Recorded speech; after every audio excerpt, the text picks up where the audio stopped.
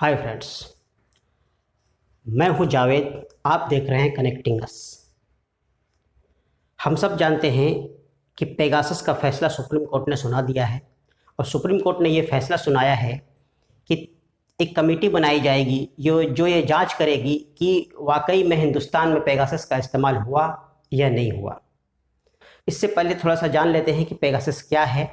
Pegasus एक software है जो इजरायली कंपनी ने बनाया है और ये दुनिया का सबसे खतरनाक जासूसी का सॉफ्टवेयर माना जाता है। ये काम जो करता है वो जीरो क्लिक पे करता है। और जीरो क्लिक क्या है? जीरो क्लिक का मतलब ये है कि पेगासस हमारे और आपके सिस्टम में बगैर किसी यूज़ किए हुए भी वो जो है कि हमारे सिस्टम में, हमारे मोबाइल में जो है कि आ सकता है। वो ऐसे कि कोई भी हमारे सिस्टम को हैक करना चाहे तो वो सिर्फ एक मिस कॉल मारेंगे, सिर्फ एक कॉल कनेक्ट हो, चाहे हम उस कॉल को रिसीव करें या ना करें, अगर वो कॉल कनेक्ट हो गया तो हमारे में स्पाईवेयर जो है कि इंस्टॉल हो जाएगा और वो हमारा सिस्टम, पूरा मोबाइल जो है वो जासूसी के दायरे में आ जाएगा। इसी तरह से आपका मेल किसी ने भेजा, मेल आपके मेल के ऊपर डिलीवर हो गया मेल, चाहे आपने वो मेल पढ़ा हो, ओपन किया हो, ना किया हो, तो वो काम करना चालू कर देगा। उसी तरह से एसएमएस किसी ने भेजा आपको, चाहे वो एसएमएस को आपने ओपन करके पढ़ा हो, नहीं पढ़ा हो, अगर वो एसएमएस आपके सिस्टम पे डिलीवर हो गया तो वो जो है कि आप जो है कि जासूस के दायरे में, जासूसी, आपके फ़ोन में जासूसी चालू हो जाएगी। तो ये इतना खतरनाक सॉफ्टवेयर है। अब सॉफ्टवेयर बनाने वाला कंपनी का पॉलिसी ये है कि हम जो है कि सिर्फ और सिर्फ जो है कि ये सॉफ्टवेयर किसी भी देश के सरकार को ही बेचते हैं। अभी 18 जुलाई को ही ये यानी ये बहुत बड़ा जो कि भंडाफोड़ हुआ कि कई देशों में इस सॉफ्टवेयर का इस्तेमाल होता है और जो है कि जिसमें से जो बदकिस्मती से जो है कि भारत का भी नाम शामिल था। तो भारत में जो है कि इसको लेकर बहुत बड़ा बवाल हुआ, इतना बड़ा बवाल हुआ कि पूरा जो है कि मॉनसून सेशन जो है कि इसी में धुल गया। पक्ष और विपक्ष जो है कि इसकी जांच की मांग कर रही थी और सरकार का कहना था कि हम जांच नहीं कराएंगे, ये फालतू का एलिगेशन है। इसको लेकर जो है कि पूरा जो है कि हमारा मानसून का सेशन जो है कि लाखों करोड़ों रुपए का जो है कि सेशन जो है कि धुल गया। और इसको लेके जो है कि बहुत सारे लोग, यानी 15 याचिकाएं दायर की गई थी सुप्रीम कोर्ट में।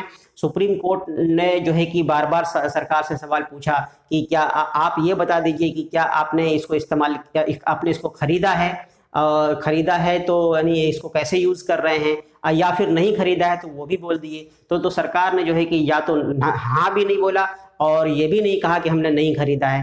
तो इसको लेके जो है कि इसमें जो याचिकाकर्ता थे उसमें भुक्तभोगी भी थे, जिसको जो है कि सरकार ने जो है कि सुप्रीम कोर्ट ने जो है कि माना कि इसको जो है कि सुनना चाहिए। और फिर जो है कि ये जब सरकार नहीं बता रही है कि हमने खरीदा है या नहीं खरीदा है, तो जो है कि अब जो है कि सरकार ने जो है कि 7 पॉइंट के ऊपर जो है कि अपना फैसला सुनाया है कि इसको जो है कि इसकी जांच के लिए एक कमेटी बनाई जाएगी जिसमें कि फॉरेंसिक एक्सपर्ट भी होंगे, कंप्यूटर के एक्सपर्ट भी होंगे, और जो है कि इसी तरह से आईपीएस ऑफिसर भी होंगे। और ये सारे लोग जो है कि एक सुप्रीम कोर्ट के जज, जो रिटायर्ड जज हैं, उसके अंडर में जो है कि ये लोग काम करेंगे और जो है कि एक जो है कि रिपोर्ट तैयार करेगी।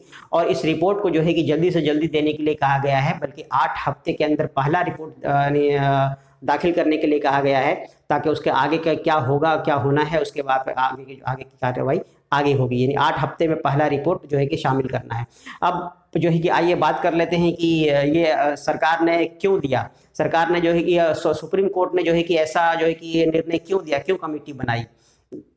इसमें सबसे पहला जो है यही है कि सरकार ने ये कभी हाँ भी नहीं कहा और ना भी नहीं कहा कि हमने ये इसका इस्तेमाल किया है या नहीं किया है। इस वजह से उसको जांचने के लिए कि सुप्रीम कोर्ट ने ये कमेटी बनाई कि क्या वाकई हिंदुस्तान में इसका यूज़, इसका इस्तेमाल, इसका दुरुपयोग हुआ है या नहीं हुआ है।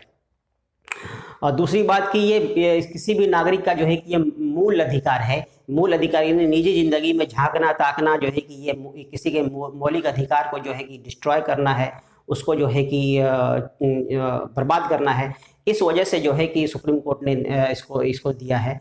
और सुप्रीम कोर्ट ने और भी बहुत सारी बातें कही हैं, 7 यानी 46 पेज का जो है कि अपना फैसला सुनाया है सुप्रीम कोर्ट ने।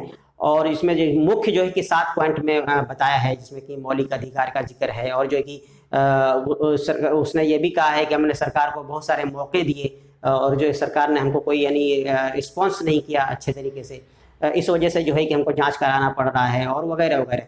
और जो है कि सरकार जो है कि सुप्रीम कोर्ट ने जो है कि ये भी एक गाइडलाइन दिया है कि 6 नंबर के दायरे में जो है कि इसकी जो है कि पूरी जांच होगी। और 6 नंबर का दायरा ये है कि क्या यानी किसने खरीदा इस सॉफ्टवेयर को, और जो है कि किस किस के खिलाफ इस्तेमाल किया गया, और जो है कि इसी तरह से जो है कि नहीं ये सब देखना पड़ेगा। ये सब देखने के लिए जो है कि एक कमेटी बनाई गई है, और जो है कि 8 हफ्ते के अंदर जो है कि इसको सबमिट करने के लिए कहा गया है। अब देखना यह है कि 8 हफ्ते के बाद क्या होता है। कुछ लोग कह रहे हैं कि ये सरकार के लिए बड़ा झटका है, हालांकि ये मैं नहीं मानता कि सरकार के लिए बड़ा झटका है। सरकार के लिए बड़ा झटका तो तब होगा जब जो है कि सुप्रीम जो कमेटी बनी है वो ये बताए कि हाँ सर, हाँ हिंदुस्तान में जो है कि इसका इस्तेमाल हुआ है और इन इन लोगों के खिलाफ हुआ है, और इसने खरीदा है या सरकार ने नहीं खरीदा है। इसके बावजूद भी हमारे नागरिकों की, हमारे पत्रकारों की, हमारे पॉलिटिशियन की जो है कि जासूसी हो रही है। मीन्स कुल मिला के ये है कि कोई भी ऐसा वर्ग, कोई भी ऐसा जो है कि नहीं बचा है जिसकी जासूसी के दायरे में इस लिस्ट में खुलासा नहीं हुआ हो। अब ये जांच के बाद ही पता चलेगा कि वाकई में हमारे हिंदुस्तान के लोगों की, पत्रकारों की, राजनेताओं की, एक्टिविस्ट की, जजेस की, और जो है कि इन लोगों की और भी आम नागरिकों की जासूसी हुई है या नहीं हुई है। तो अब तो ये जांच के बाद ही पता चलेगा।